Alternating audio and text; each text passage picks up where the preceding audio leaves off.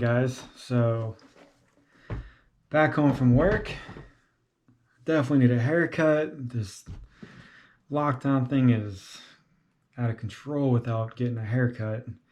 But I figured I would show you guys my two ball pythons. I normally don't show them very often, or I feel like I don't, but that could be because there's so many YouTube videos out on just ball pythons that I like to show you guys more of the boa sides, because I think it's a little bit, I'm not going to say rare, but there's just not that many people that I have seen who own mostly boas. I know people do, and I'm sure there's channels out there, but I just think the mix is a little bit better. Throwing out more content with the boa constrictors, trying to even it out with the ball python stuff. So that's pretty much why I really don't show my ball pythons very much. But ball pythons were like the main reason why I actually started growing into liking snakes and wanting more snakes. So my Pastel, this is a female, and she was my second snake that I got. My first one was the king snake, and I bought the king snake, my Pastel, and my pied ball python all at PetSmart. So I know a lot of people have mixed feelings about getting snakes at the pet store or buying them from breeders or people locally and stuff like that, which I think it's totally fine, whatever you feel comfortable with. But I've had no issues with any of my snakes that I have bought at PetSmart or with breeders. So this one is Isis, and I got her around 2014, and I think she's a 2014 baby as well. I got her when she was extremely small, like she could fit in my hand. And as of right now, she's about, I would say, around the 1,300 gram mark. So she is a breeder size female. Most people like to breed them around 1,000, 1,100 grams. Anything bigger is most likely going to give somebody a bigger clutch of eggs, and probably healthier eggs as well. And then the female will be healthy during the process as well. So she is pretty active, which is surprising. Normally she's not that active, which is good. So I really, really like her colors and her patterns. And surprisingly, her colors have gotten a little bit brighter since I owned her.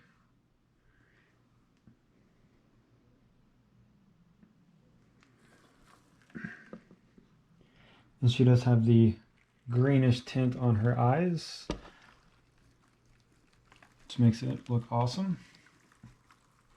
So I ended up buying her, and then I was looking around at other snakes because I was new to owning them, and so I was just curious on what else was out there in the world with ball pythons. And I came across the pied. And at this time, I'm extremely new at ownership, so I had no idea that there were like real breeders or Morph Market or even the reptile shows.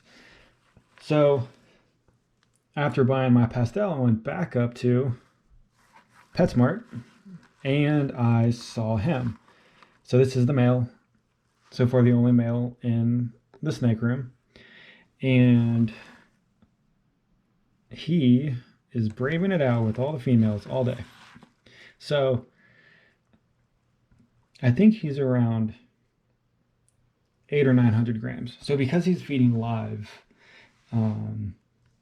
it's a little bit more difficult for me to get him on a normal feeding schedule, because sometimes I buy rats and then the rats will get too big, and then I have to go back out to my rat guy and get different sizes. So I do my best on feeding him every 2 weeks, and he's doing pretty well. I know males do stay smaller, and he was born 2015, so probably at the end of 2015, I believe I got him. Definitely have to go back and look at my my notes on when I actually bought these two. But super shy, super skittish. He will get a little bit active if you actually take him out and you give him a little bit of space, and then he opens up and then goes around and gets curious. But for the most part, it's just him hanging out. So I love the pieds. Any pied, I think they're probably my favorite. I like the panda pieds, the dreamsicle pieds. Those are definitely my top 2 favorite ball pythons that I will never be able to own because they cost like $3,000, and the price just keeps on going up. So I don't really have any real thought or anything into breeding, because I could breed him to her, get hets out of them, rebreed back to the mom, and get pastel pied ball pythons. But that would take years and years and years. And I know it's weird that like breeding the babies back into the mom, but a lot of ball python breeders do that. And I'm not sure if that's why all the morphs we have with interbreeding and stuff like that, but that's definitely could be one of the things. So I mean, if I wanted to breed, pastel pieds are awesome, but I mean, that would take me probably like 5 years to do that whole thing, when I could just buy a pastel that's already het for whatever I need it to be, or any snake that's ready to breed. So the one interesting thing about the pieds is you can pretty much now find the male and females as babies for like $300, $350. Males normally top out around $500 when they get older.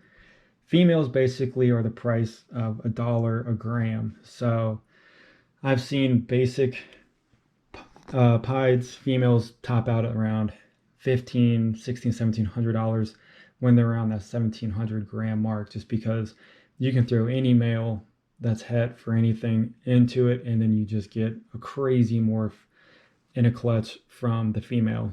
And so they're basically always ready to breed, and then you can just make wild anything: spider pied, pastel pied, panda pieds.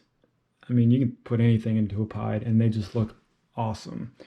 But dealing with the eggs, dealing with the incubations, like I'm not really, it's just stressful, at least for me. And it's not really something that I have a passion for, of breeding ball pythons, or at least not at this point in my life. So after owning these 2 and then my king snake, I was starting to look into boas. And I really didn't like them at first. But then I found out about the reptile shows. So I went to the reptile shows, checking them out, looking at them, and then I bought my normal boa constrictor, and then it just exploded from there. So I would have to say that buying my pastel, doing tons of research, buying the pied was like the beginning of my whole addiction into snakes. And then before I owned my king snake, like a 2014, like I'd never owned a snake in my entire life. So I definitely jumped in quickly and then grew very fast, and I've learned a lot and ownership on these animals. So a lot of people will buy the ball pythons as a first snake, and there's tons of information on YouTube, there's tons of information on the internet, so I'm not going to go too deep into it. But personally, I would suggest, unless you do a ton of research on ball pythons, just probably not the best pet to get as a beginner.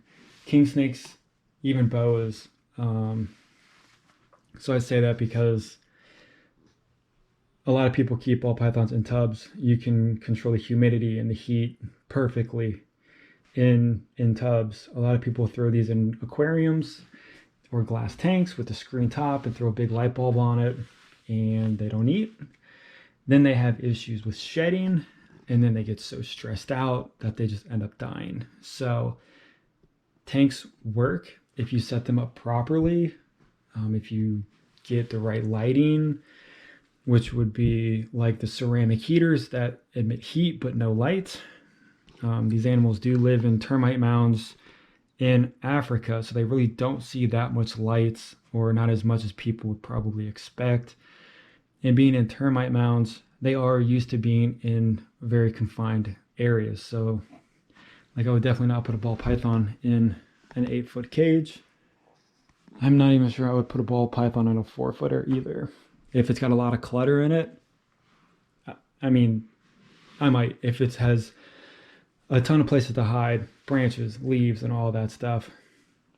A lot of people want ball pythons for the viewing and display animals. They put them in the glass tank.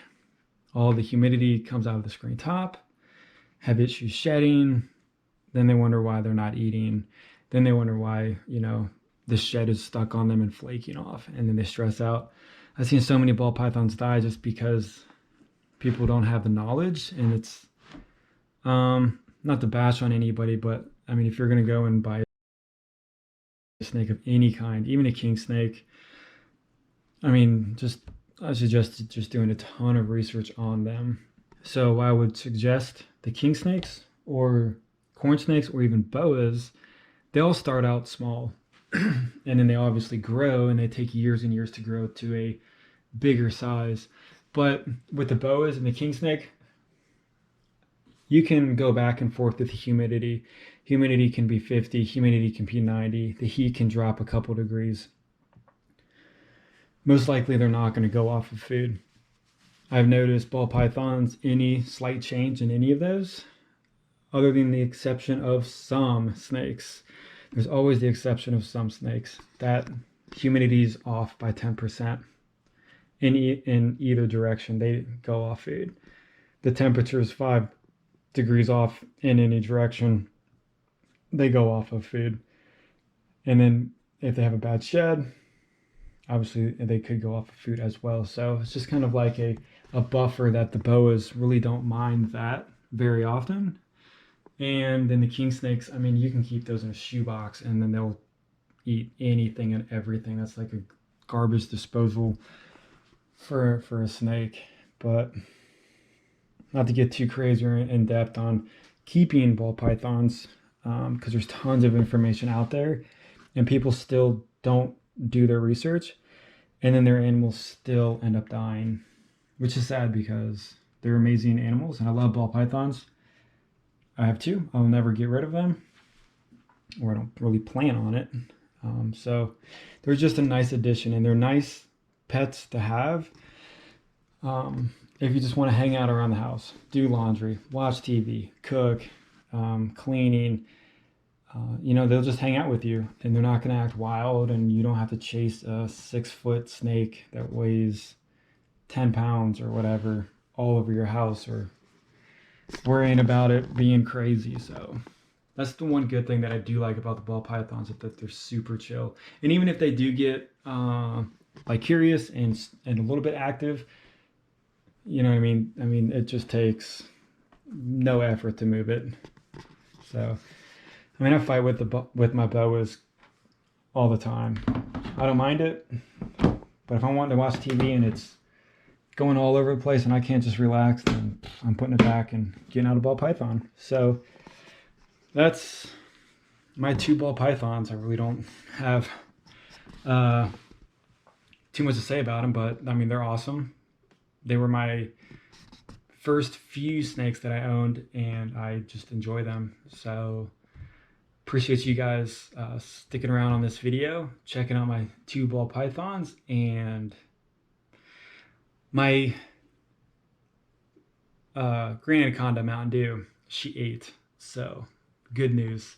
Not happy with how she ate, but she ate nonetheless. So she refused fish, frozen thawed mice and rats, refused a live weaned rat, which was interesting. So I gave it to the king snake and ate it. So garbage disposal. And so I ended up getting a day-old chick live and put it in there. Boom, ate it. Pop-Tart, when I had her last year and she wasn't eating, I did a frozen thawed quail and just ate it when she wouldn't eat for me in the beginning. So it was a bummer to watch it eat live, just because, I mean, it didn't go well. It was not as smooth as a live rat with Osiris over here. It was really good at making sure it's a good, clean kill. But the bird, not the greatest. So I have the video. I'm going to post a video on that, but it will be edited. I'll just let you guys know that. The killing, the strike, and the bird which suffered, and it was not a clean kill at all, so I'm definitely not going to show that. But I will show the process of it, like eating it, because it'll just be like watching a frozen thawed feeding. So I don't want like negative remarks or drama or stuff like that, and I don't want my channel to get flagged or go on the bad side of YouTube because you know, I'm not in this to show people animals being hurt, animal abuse, stuff like that. Like, that's not what I'm really about. I know I show live feedings on Osiris, and those are good, clean, fast kills, but this one just, it didn't go well. I'll just leave it as that. But I think it's a difference if it's a good, clean kill versus an animal that's obviously suffering. And so I don't know. I mean, people can go both ways on it, but we'll just see how that goes. All right, this video is taking forever, so I will see you guys on the next video.